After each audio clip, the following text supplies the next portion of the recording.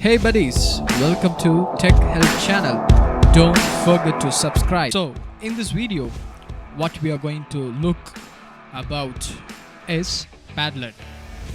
Padlet is one of very good app or one of the very good source which you can use for online interaction, and also you can use it for things like giving assignments, homeworks, and all those things. So first of all, I'm going to log in with the Padlet.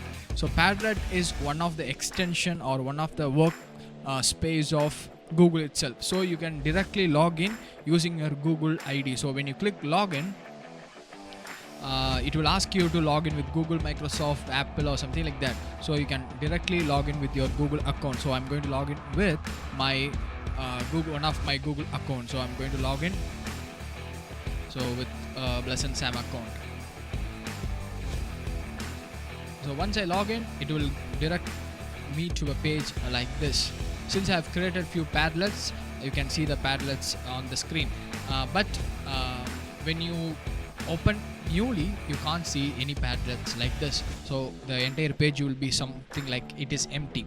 So in this space, what you're going to do is, so I'm going to make a Padlet. So when you click make a Padlet, actually more than 5 Padlets you cannot create in the free account. If you're going to create an extra Padlet, either you have to purchase the Padlet or else you can delete the previous Padlets.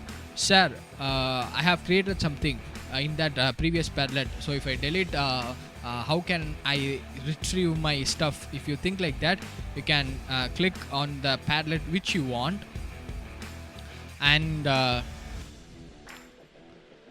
your Padlet will open,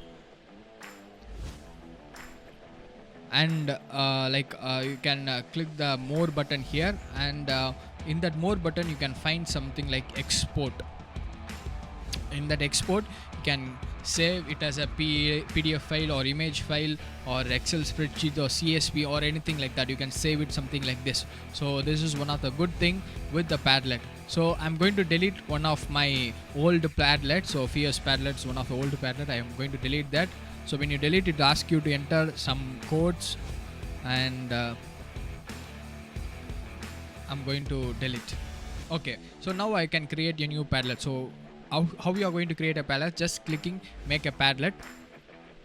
When you click make a Padlet, by default Google will provide you different workspace, like different templates like wall, stream, grid, shelf, back channel, map, canvas, timeline, or something like that.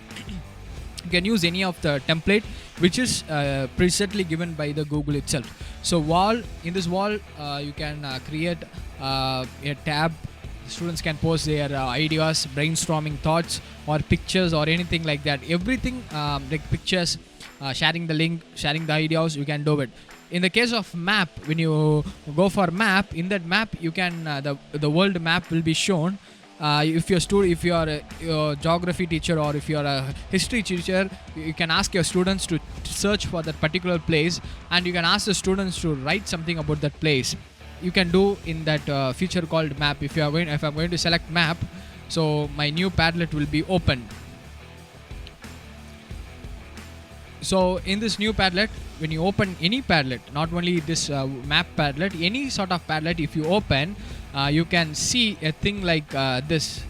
It will ask you to modify, or you can edit, you can give a title. So world map, or find the place, any sort of question I can give. Find the place. So I've given something like that. And the description, if you want to give any description, you can describe.